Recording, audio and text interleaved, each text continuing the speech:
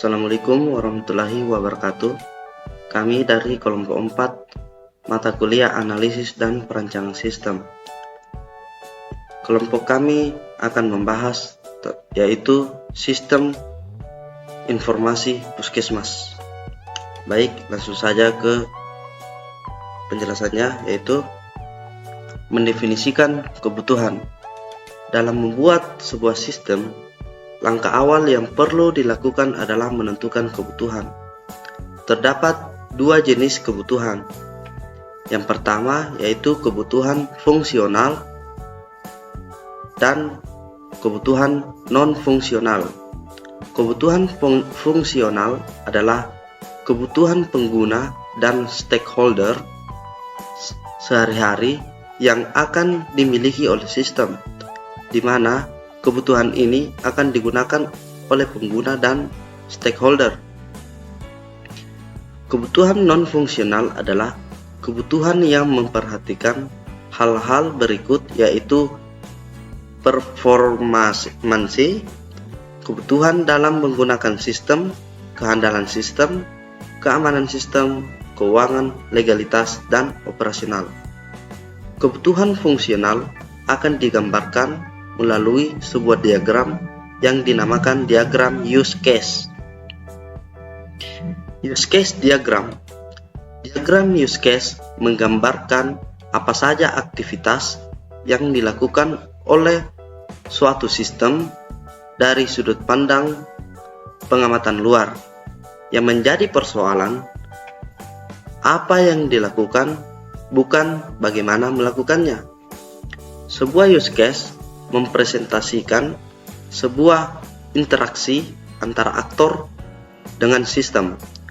Use case merupakan sebuah pekerjaan tertentu, misalnya login ke sistem, meng-create atau membuat sebuah daftar belanja, dan sebagainya. Seorang atau sebuah aktor adalah sebuah entitas manusia atau mesin yang berinteraksi dengan sistem untuk melakukan pekerjaan-pekerjaan tertentu. Selanjutnya akan saya kerahkan kepada teman rekan saya. Baik, langsung saja. Manfaat use case diagram. Diagram use case digunakan untuk mengetahui fungsi apa saja yang ada di dalam sebuah sistem dan siapa saja yang berhak menggunakan fungsi-fungsi tersebut. Diagram use case berguna dalam 3 hal. Pertama, menjelaskan fasilitas yang ada atau requirements. Use case baru selalu menghasilkan fasilitas baru ketika sistem dianalisa dan desain menjadi lebih jelas. 2. Komunikasi dengan klien. Penggunaan notasi dan simbol dalam diagram use case membuat pengembang lebih mudah berkomunikasi dengan kliennya. 3. Membuat tes dari kasus-kasus umum secara umum. Kumpulan dari kejadian-kejadian untuk use case bisa dilakukan tes kasus layak untuk kejadian-kejadian tersebut. Selanjutnya, include dan extend. Sebuah use case dapat menginclude fungsionalitas use case lain sebagai bagian dari proses dalam dirinya.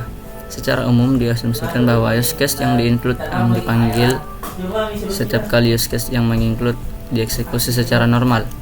Sebuah use case dapat di-include oleh lebih dari satu use case lain, sehingga duplikasi fungsionalitas dapat dihindari dengan cara menarik keluar fungsionalitas yang common. Sebuah use case juga dapat mengextend use case lain dengan behaviornya sendiri. Selanjutnya, komponen use case. Yang pertama, aktor. Aktor adalah seseorang atau apa saja yang berhubungan dengan sistem yang sedang dibangun. Aktor sebaiknya diberi nama dengan kata benda. Ketika memberi nama aktor, gunakan nama peranan. Jangan menggunakan nama posisi. Seorang individu dapat memainkan beberapa peranan dalam ML. Aktor dipresentasikan dengan notasi berikut ini. Yang kedua, use case. Use case adalah bagian fungsionalitas tingkat tinggi yang disediakan oleh sistem. Dengan kata lain, use case menggambarkan bagaimana seseorang menggunakan sistem. Use case dalam ML dinotasikan dengan simbol seperti berikut. Nah, ketiga, relasi yang menggunakan antara aktor dan use case. Arah panah menunjukkan siapa yang mengawali komunikasi dengan mengecualikan use case dalam relasi include dan relasi extend. Setiap use case harus diinisiasikan oleh aktor. Relasi dinotasikan sebagai gambar. Nah, baik teman-teman, jadi untuk penggunaan use case ini bisa diterapkan pada sistem informasi puskesmas. Untuk aktornya di sini bisa kita lihat ada 4 aktor. Yang pertama itu ada pasien, bagian poli, kepala puskesmas, dan juga ada dokter. Di sini ada lingkaran yang berbentuk oval. Ini merupakan komponen kedua dari use case diagram. Terus untuk panah ini merupakan penghubung antara aktor dan juga apa yang dilakukan oleh aktor ini. Untuk pasien itu melakukan pendaftaran, pemeriksaan, resep obat, dan juga pengambilan obat. Untuk bagian poli melakukan login, daftar pasien poli, laporan pasien, dan logout. Nah, untuk dokter ini melakukan login, daftar pasien poli, pemeriksaan, pemberian resep obat, dan membuat laporan obat, dan juga logout. Yang terakhir itu kepala puskesmas menerima laporan dari bagian poli dan juga dokter. Di sini kita lihat ada extend. Nah, extend ini merupakan kembangan dari laporan pasien dan juga laporan obat yang diberikan kepada kepala puskesmas. Baiklah, di sini saya akan melanjutkan penjelasan dari teman kelompok saya tadi. Di sini saya akan menjelaskan pengertian dari activity diagram. Nah, definisi activity diagram adalah activity diagram atau diagram aktivitas dalam bentuk visual dari alur kerja yang berisi aktivitas dan tindakan yang juga dapat berisi pilihan atau pengulangan.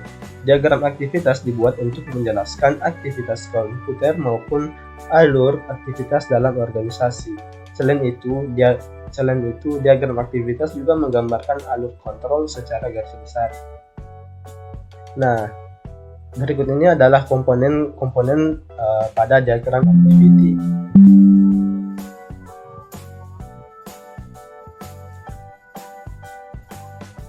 Nah, untuk simbol yang bundar dengan hitam itu adalah status awal, yaitu sebuah diagram aktivitas memiliki sebuah status awal. Nah, yang kedua ada simbol yang berbentuk persegi panjang, yaitu adalah namanya aktivitas. Keterangannya adalah aktivitas yang dilakukan sistem. Aktivitas biasanya diawali dengan kata kerja. Nah, yang ketiga adalah yang berbentuk ketupat. Ini adalah percabangan atau decision, percabangan di mana ada pilihan aktivitas yang lebih dari satu. Terus yang keempat adalah garis. Ini adalah penggabungan atau join. Penggabungan di mana yang mana lebih dari satu aktivitas lalu digabungkan jadi satu. Terus yang kelima adalah bundaran dengan tidak sepenuhnya ada hitam, itu adalah status akhir. Nah, keterangannya itu adalah status akhir yang dilakukan sistem. Sebuah diagram aktivitas memiliki sebuah status akhir. Kemudian simbol yang seperti ini itu adalah swimlane, yaitu swimlane memisahkan organisasi bisnis yang bertanggung jawab terhadap aktivitas yang terjadi.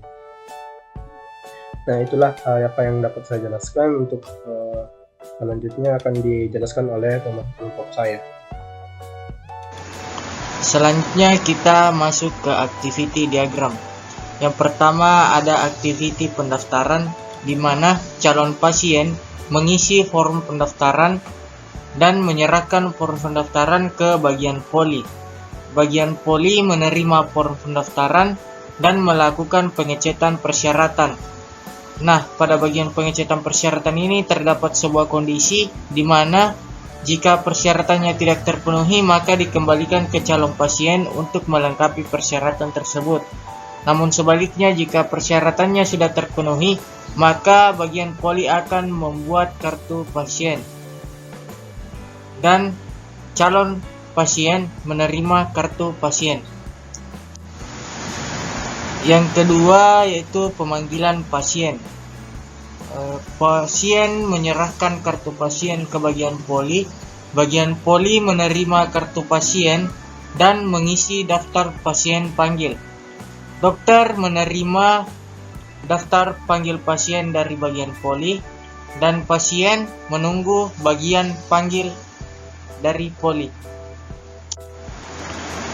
Yang ketiga yaitu activity pemeriksaan. Pasien menerima panggilan pemeriksaan, kemudian dokter melakukan pemeriksaan dan memberikan resep obat. Pasien menerima resep obat dan mengambil obat. Baik, saya akan menjelaskan tentang kelas diagram. Pembahasan pertama adalah pengertian dari kelas diagram sendiri. Dan kelas diagram adalah salah satu jenis diagram berbentuk struktur pada model UML. Diagram ini menggambarkan struktur, atribut, kelas, hubungan, dan metode dengan sangat jelas di setiap objeknya. Yang kedua adalah komponen kelas diagram.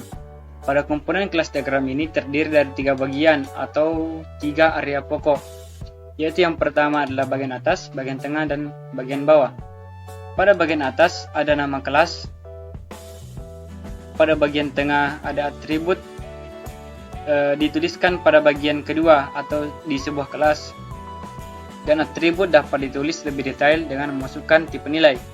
Dan pada bagian bawah ada operasi yang diletakkan pada kelas bagian bawah atau bisa disebut dengan atribut bawah. Bisa ya kita lihat sama-sama contoh tabelnya di sini. Dan yang selanjutnya adalah sistem informasi pada puskesmas. Pengubah akses anggota. Berikut adalah daftar tingkat atau level akses yang dilengkapi dengan simbol sesuai berikut. Yang pertama ada public dengan tanda plus, privat dengan tanda minus, protect dengan tanda pagar,